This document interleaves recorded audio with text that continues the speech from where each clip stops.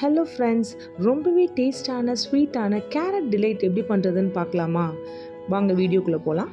அதுக்கு நம்ம ஒரு 1/2 கிலோ கேரட்டை எடுத்து வச்சுருக்கேன். அதை இப்போ நான் ஒரு 1/2 லிட்டர் தண்ணி ஊற்றி அதை வேக வைக்க போகிறேன்.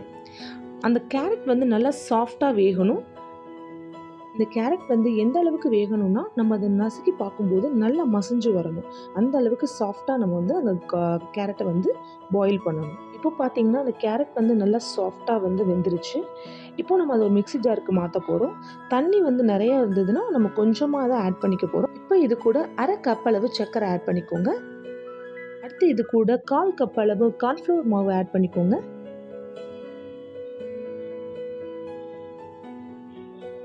இப்போ இது எல்லாத்தையும் சேர்த்து ஒரு நல்ல ஃபைன் பேஸ்ட்டாக அரைச்சி எடுத்துக்கோங்க. இப்போது அதை அப்படியே ஒரு கடாய்க்கு ட்ரான்ஸ்ஃபர் பண்ணிக்கோங்க. இப்போ ஸ்டவ்வை மீடியம் ஃப்ளேம்லேயே வச்சு இது நல்லா கலந்துக்கோங்க. நம்ம இதில் கார்ன்ஃப்ளவர் மாவு ஆட் பண்ணியிருக்கதால இது சீக்கிரமே கெட்டிப்பட ஆரம்பிக்கும். இப்போ நம்ம அதில் ஒரு 1/4 ஸ்பூன் அளவு ஃபுட் கலர் ஆட் பண்ணிக்க போகிறோம். உங்களுக்கு வேணும்னா ஆட் பண்ணிக்கோங்க, தேவையில்லைன்னா விட்டுருங்க. இப்போ ஃபுட் கலர் ஆட் பண்ணி நல்லா கலந்து விட்டுக்கோங்க. ஒரு அல்வா பதத்துக்கு இது வர ஆரம்பிக்கும். இது கூட நீங்கள் வெனிலா எசன்ஸ் கூட ஆட் பண்ணிக்கலாம். இது ஒரு பக்கம் நல்லா கெட்டியாகிக்கிட்டு இருக்கு. இப்போ நம்ம டெசிகேட்டட் கோகோனட் ரெடி பண்ண போகிறோம்.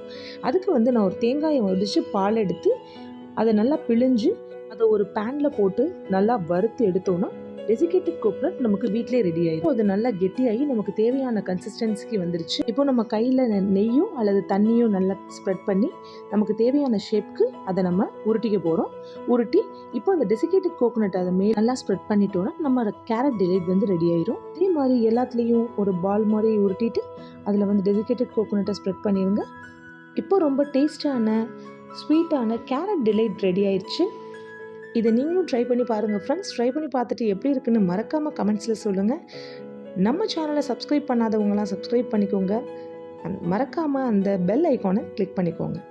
இந்த கேரட் டிலைட் ரொம்ப ஸ்வீட்டாக இருக்கும், ரொம்ப ஈஸியும் கூட.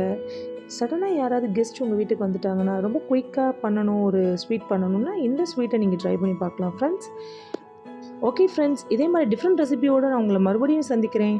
அன்டில் தென், டாடா, பாய்.